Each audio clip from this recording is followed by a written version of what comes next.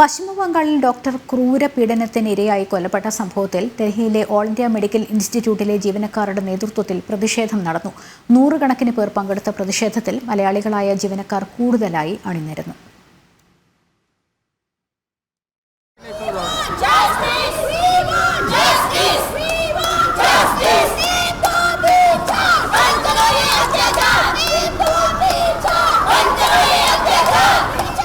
പശ്ചിമബംഗാളിലെ post graduate വിദ്യാർത്ഥിയായ doctor ക്രൂരപീഡനത്തിനിരയായി കൊല്ലപ്പെട്ട സംഭവത്തിൽ പ്രതിഷേധം കനക്കുകയാണ്. ഇരയ്ക്ക് നീതി ലഭിക്കണമെന്ന ആവശ്യമുയർത്തുന്നതിനൊപ്പം ആരോഗ്യ വിഭാഗം ജീവനക്കാർക്ക് സുരക്ഷയൊരുക്കാൻ പ്രത്യേക നിയമം വേണമെന്ന ആവശ്യം കൂടി ഉയർത്തിയാണ് ഡൽഹിയിലെ all India institute of medical science ജീവനക്കാർ പ്രതിഷേധിച്ചത്.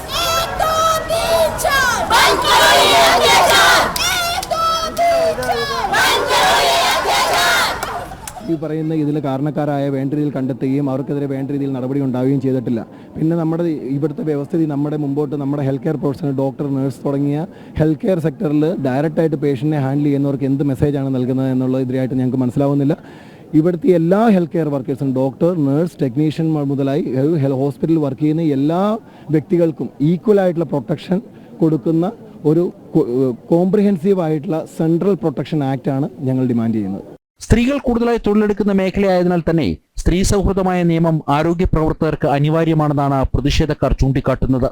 ഞങ്ങളുടെ ഈ രംഗത്ത് ഏറ്റവും കൂടുതലായിട്ടുള്ളത് സ്ത്രീകളാണ്.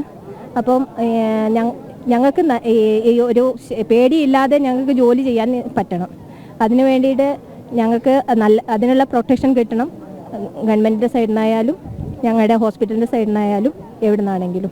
പശ്ചിമബംഗാൾ സംഭവത്തിൽ പ്രതിഷേധങ്ങൾ ഇവിടെ കെട്ടടങ്ങുന്നില്ല. ഡൽഹിയിലെ എയിംസിലും മറ്റ് ആശുപത്രികളിലും ജീവനക്കാർ സമരം തുടരുകയാണ്. ജനം, ഡൽഹി.